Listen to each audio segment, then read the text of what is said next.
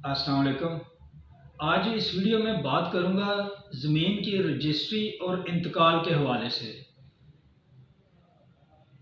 Title documents किसको कहा जाता है, रजिस्ट्री को या इंतकाल को?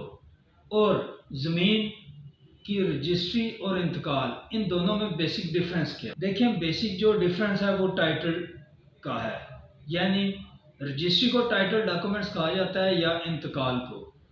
इन दोनों में से इम्पोर्टेंस किसकी ज़्यादा होती है, रजिस्ट्री की या इंतकाल की? जब भी आप कोई ज़मीन ख़रीदते हैं, कोई दुकान ख़रीदते हैं, कोई मकान, कोई घर ख़रीदते हैं, तो आपको क्या करवाना चाहिए, रजिस्ट्री या फिर इंतकाल? कल कोई केस हो जाता है, आपको अदालत में जाना पड़ जाता है, कोर्ट ऑफ लॉ, किस चीज़ को ज़्यादा वैल्यू देती है, ज़मीन की रजिस्ट्री को या इंतकाल को?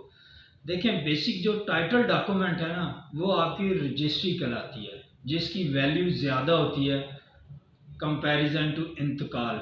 जब भी आप प्रॉपर्टी को बाय करें, कोई भी घर, मकान, दुकान वगैरह आप ख़रीदना चाहें, तो कोशिश करें आप उसकी रजिस्ट्री करवाएं, क्योंकि जो ओरिजिनल टाइटल डीड का वर्ड है, जिसको आप टाइटल डॉक्यूमेंट कहते हैं या फिर ओनरशिप डॉक्यूमेंट कहते हैं, वो आपकी रजिस्ट्री कहलाती है। जो इंतकाल है वो बेसिकली एक टाइटल डॉक्यूमेंट की कैटेगरी में नहीं आता, वो ओनरशिप की कैटेगरी में नहीं आता। शहरी ज़मीनों में रजिस्ट्री होती है, रजिस्ट्री के बाद नेक्स्ट जो फेज़ होता है वो इंतकाल का होता है। लेकिन देहातों में कुछ जो ज़री ज़मीन होती है या दूर दराज के जो गांव होते हैं, वहाँ पे आज भी इंतकाल होता है, ठीक है। लेकिन जो इंतकाल है वो हाई कोर्ट की बहुत सारी रूलिंग्स हैं, जिसमें कहा गया है कि जो इंतकाल है वो मोटेशन एक टाइटल डॉक्यूमेंट में नहीं आता। Mutation is not called a title document. जो ओरिजिनल टाइटल डॉक्यूमेंट है वो रजिस्ट्री कहलाता है। प्रॉब्लम क्या पेश आती है इंतकाल में? देखिए, आप जब एक ज़मीन का इंतकाल करवाते हैं, चाहे वो ज़री ज़मीन है, सिकनी ज़मीन है, व्हाट्सएवर, पहले भी उसका इंतकाल हुआ है, इंतकाल के बाद आगे एक और इंतकाल चढ़ गया, फिर उसके बाद एक और आगे इंतकाल चढ़ गया। अब जो इंतकाल है ना, ये इजीली चैलेंजेबल होता है before assistant collector, before collector या फिर एडिशनल कमिश्नर के पास। इसको इजीली चैलेंज किया जा सकता है और 2-3 गवाह लगा के इजीली इसको तोड़ा भी जा सकता है, इसको कैंसिल करवाया जा सकता है इंतकाल। इस वजह से इसकी वैल्यू, इसको वो टाइटल डॉक्यूमेंट का दर्जा हासिल नहीं होता है। और टाइटल डॉक्यूमेंट क्या है? जो मैंने पहले कहा, आपकी रजिस्ट्री है। रजिस्ट्री बाकायदा एक कंप्लीट प्रोसेस के थ्रू कंप्लीट होती है। जैसे उसमें आपने टैक्सीज पे करने होते हैं, जैसे भी आज के वक्त में अगर आप रजिस्ट्री करवाते हैं, फॉर एग्जांपल अगर आप फाइलर हैं तो 2% टैक्स पे करना है, नॉन फाइलर हैं तो आपने 7% टैक्स पे करना है। वो टैक्स किस मद में पे करना है? आपने पहले चालान फॉर्म लेना है, फिर बैंक ऑफ पंजाब में जाके उसकी वैल्यू कैसे डिटरमिन करनी है?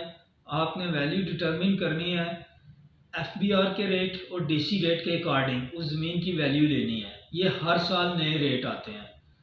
फिर जितनी भी वैल्यू बनती है, फॉर एग्जांपल 1 लाख वैल्यू बनती है, 50,000 बनती है, 2 लाख बनती है, आपने वो बैंक ऑफ पंजाब से स्टाम्प पेपर लेने। उन स्टाम्प पेपर के ऊपर बाकायदा रजिस्ट्री तहरीर होती है। सेलर बायर, बेचने वाला खरीदने वाला, दोनों के नाम लिखे जाते हैं। फिर उस प्लाट की जिसको ख़रीदा जा रहा है उसका खेवट नंबर, खसरा नंबर, खतूनी नंबर, किता नंबर, हदूद दरबा, यानी मशरक़ में ये है, मगरब में ये है, शुमाल में ये चीज़ है, जनूब में ये चीज़ है। मशरक़ में इसका घर है, मगरब में इसका घर है, शुमाल में रोड है, जनूब की साइड में जी गली है। यह मुकम्मल उसका हदूद दरबा यानी इर्द गिर्द का लिखा जाता है। फिर ये सारे डॉक्यूमेंट्स लेके बल्दिया की फ़ीस पे की जाती है। बेचने वाला, ख़रीदने वाला गवाहों के साथ सब रजिस्ट्रार के पास पेश होता है, ठीक है। वहाँ पे बयान होते हैं तहसीलदार साहब के सामने। बेचने वाला कहता है जी हाँ जी मैंने ये ज़मीन बेचनी है और मैंने पैसे ले लिए हैं। ख़रीदने वाला कहता है जी हाँ जी मैंने ये ख़रीदनी है, मैंने पैसे दिए हैं, इतने पैसे इस बेचने वाले बंदे को। तहसीलदार साहब की मौजूदगी में ये सारी कार्रवाई होती है। ये सारे बयान मुकम्मल होने के बाद फिर सब रजिस्ट्रार के पास जाते हैं। उनके पास 2-3 रजिस्टर मौजूद होते हैं। उसके ऊपर सिग्नेचर होते हैं, इनकी वहाँ पे पिक्चर्स बनती है, वो पेस्ट होती है, वहाँ पे थंब इम्प्रेशन लगते हैं। ये सारा एक कंप्लीट प्रोसेस होता है रजिस्ट्री का। इस वजह से इसको एक टाइटल डॉक्यूमेंट्स की हैसियत हासिल होती है कंपैरिजन टू इंतकाल। इंतकाल की वो वैल्यू नहीं है जो रजिस्ट्री की वैल्यू है। अगर दोनों का कंपैरिजन करें तो रजिस्ट्री ऊपर है इंतकाल। अब नेक्स्ट एक चीज़ आपको बताता चलूँ कि जब आपने ज़मीन बाय करनी है, कोई भी घर ख़रीदना है, तो याद रखें हमेशा फ़र्द बै लें आप। जो बेचने वाला ना उसे कहें भाई ये ज़मीन आपकी है, आप मुझे इस ज़मीन का फ़र्द बै दें। अगर वो फ़र्द बै ना दे आपको और कहे भाई ये ज़मीन है, आए मैं आपको दिखा देता हूँ, ये इसका खसरा नंबर, ये खतूनी नंबर, ये खेवट नंबर, ये इसका हदूद दरबा है, ये इसका कितना है, इस तरह कभी भी आप रजिस्ट्री ना करवाएं। क्यों? इसमें इशू क्या आता है? देखें, अगर आप एक प्रॉपर्टी परचेज करने जाते हैं, आप उसे कहते हैं फ़र्द बै दे, वो कहता है फ़र्द बै नहीं है। हो सकता है उस ज़मीन के उस बंदे ने किसी एग्रीकल्चर बैंक से कर्जा लिया हुआ हो, वो ज़मीन वहाँ पे रहन रखवा के, या फिर उसने वो ज़मीन किसी और फाइनेंशियल इंस्टीट्यूशन, किसी और कंपनी में रहन रखवा के वहाँ से लोन लिया हुआ हो, या वो ज़मीन उसने किसी कमर्शियल, किसी कॉरपोरेट बैंक में रहन रखवा के वहाँ पे से कर्जा लिया हुआ हो। जब ये रहन रखा के कर्जा लेते हैं ना, तो ये इनका वो फ़र्द बै इशू नहीं हो सकता। क्यों? उससे पहले फ़र्द बराए रहन इस तरह के डॉक्यूमेंट्स इशू हो चुके होते हैं। अब जो रेवेन्यू अथॉरिटीज़ है उनको पता होता है कि इस ज़मीन के ऊपर कर्जा इशू होया हुआ है, तो वो फ़र्द बै इशू नहीं करते। जब तक फ़र्द बै इशू ना हो, आप कोशिश करें उस शख्स के साथ आप डील ही ना करें। जो भी ज़मीन, घर, मकान या प्लाट आपने बाय करना है, आपने परचेज करना है, आप ख़रीदने जा रहे हैं, आप बेचने वालों को कहें कि भाई मुझे अपनी इस प्रॉपर्टी का फ़र्द बै दे। फ़र्द बै दे तो उसके बाद आप नेक्स्ट प्रोसेस स्टार्ट करें, फिर किसी कंसल्टेंट, किसी वकील के पास जाएं, वहाँ से उसे कहें भाई मैंने ये प्रॉपर्टी ख़रीदनी है और मुझे इसकी जो गवर्नमेंट की फीसिस है बताओ, वो आपको चालान वगैरह फिल करके देगा। फिर आपने बैंक ऑफ पंजाब जाके वहाँ से स्टाम्प पेपर लेके आना है। ये सारा प्रोसेस है रजिस्ट्री का। आपने ज़मीन की रजिस्ट्री ऐसे करवानी। लेकिन एक बात याद रखें, अगर वो फ़र्द बै ना दे तो फिर आप रजिस्ट्री वाला प्रोसेस स्टार्ट ही ना करें। इवन आप बयाना भी ना दें। अक्सर बंदे कहते हैं जी आप 2 लाख बयाना दे दें, आप सुबह फ़र्द बै ले लें। याद रखें, फ़र्द बै जब मिले आपके हाथ में हो, उसको पहले आप अपने तौर पे वेरीफाई कराएं। उसे कहें भाई हमने इसको वेरीफाई करवाना है, उसके बाद आपको बयाना देंगे। आप टाइम ले लें, 2 घंटे का, 10 घंटे का, 24 घंटे का, 2 दिन का टाइम ले लें। उसे कहें, अगर कोई पार्टी कहती है, कोई शख्स कहता है नहीं भाई हमें जल्दी है, आप उसे कहें भाई हमें जल्दी नहीं है ख़रीदने की, आप बेचने की जल्दी है तो आप बेच लें। अक्सर वर्ड लिखा होता है रजिस्ट्री के ऊपर मुश्तरी। मुश्तरी किसको कहते हैं? ख़रीदार को। जो ज़मीन ख़रीद रहा होता है ना उसको कहा जाता है मुश्तरी। मुश्तरी होशियार, जो ख़रीद रहा है ना उसको कहा जाता है कि भाई होशियार रहो, तुम्हारे साथ फ्रॉड भी हो सकता है, धोखा भी हो सकता है। इसलिए फ्रॉड, धोखे से बचने के लिए आप फ़र्द बै ओरिजिनल लें, उससे असल फ़र्द बै लें, उसको अपने तौर पे वेरीफाई कराएं कि वाकई जी फ़र्द बै जेन्युइन इशू होया हुआ है। उस प्रॉपर्टी, उस ज़मीन, उस घर, उस मकान के ऊपर किसी ने कोई उस मकान को रहन रखा के कर्जा वगैरह नहीं लिया। ये प्रोसेस है एक ज़मीन की रजिस्ट्री करवाने का।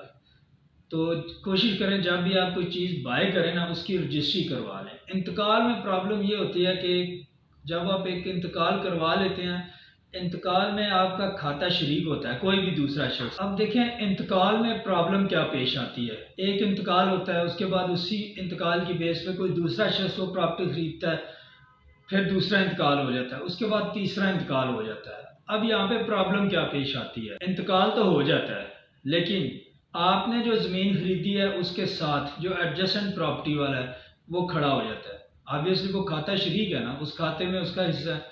वो कहता है जी इस ज़मीन पे तो मेरा राइट बनता है, ये मैं खरीदूंगा। वो आपको ले जाता है असिस्टेंट कलेक्टर की अदालत में, कलेक्टर फिर एडिशनल कमिश्नर, वो केस ही चलता रहता है। आप 2-3 साल उधर गुजार देते हैं। उसी खाते में किसी ज़मीन की तरफ पानी जा रहा है, वो कह रहा है जी इस ज़मीन पे तो मेरा राइट बनता है क्योंकि ये पानी आ रहा है, गुजर के मेरे ज़मीन के अंदर आ रहा है, किसी और ने ख़रीद ली, मेरा पानी का रास्ता बंद हो जाएगा। इंतकाल में खाता शरीकों का ना काफ़ी मसला होता है। इसलिए कोशिश करें जो ज़मीन ख़रीदें ना आप उसकी रजिस्ट्री करवाएं डायरेक्ट, इस तरह के मसले मसाइल से बचने के लिए। मैंने पहले बताया जो ओरिजिनल टाइटल डीड है वो रजिस्ट्री होती है, रजिस्ट्री कहलवा सकती है कि ये ओरिजिनल टाइटल डीड है। इंतकाल के पास ऐसा कोई इख्तियार, कोई राइट नहीं है कि वो उसको हम टाइटल डॉक्यूमेंट्स का दर्जा दे सकें। अब नेक्स्ट बात आती है कि रजिस्ट्री तो कंप्लीट होगी। अब नेक्स्ट बात आती है रजिस्ट्री कंप्लीशन की। रजिस्ट्री तो आपने कंप्लीट कर ली सब रजिस्ट्रार के ऑफिस से, वो एट द एंड सिग्नेचर करवाने के बाद आपको एक छोटी सी पर्ची दे देंगे, उसके ऊपर एक नंबर लिखा होगा। वो आपसे कहेंगे जी आप हफ्ते के बाद 10 दिन के बाद आके रजिस्ट्री ले जाएं, ठीक है। फिर नेक्स्ट फेज आता है इंतकाल का। इंतकाल कब तक करवाना चाहिए?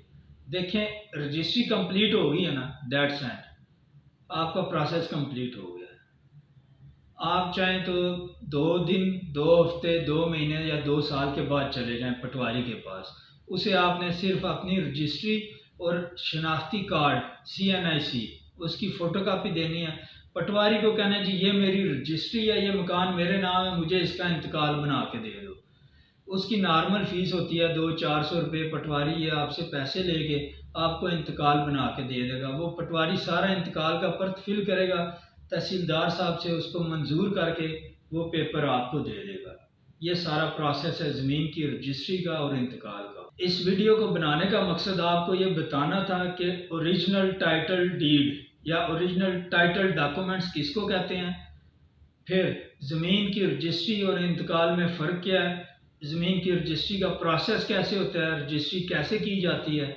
ये जो रजिस्ट्री बताई है ये बेसिक मैं पंजाब की बात कर रहा हूँ। आप कल KPK में जाते हैं, वहाँ पे प्रोसीजर थोड़ा सा डिफरेंट हो सकता है 5 to 10%, बाकी 90% 95% प्रोसीजर सेम यही है कि वहाँ पे भी रजिस्ट्री का सेम यही प्रोसेस है जो मैंने अभी आपको बता दिया। और फिर रजिस्ट्री के बाद इंतकाल का क्या प्रोसेस है वो भी मैंने आपको बता दिया कि कैसे वो रजिस्ट्री की फ़ोटोकॉपी और साथ CNIC की कॉपी लेके आपने पटवारी के पास जाना है, उसे कहना है कि भाई ये इंतकाल चढ़ा दो, वो आपको इजीली इंतकाल बना के। अब ज़मीन के रजिस्ट्री, इंतकाल, फ़र्द बै, इस हवाले से कोई भी किसी किस्म का भी क्वेश्चन हो आप कमेंट्स करके मुझसे पूछ सकते हैं। शुक्रिया।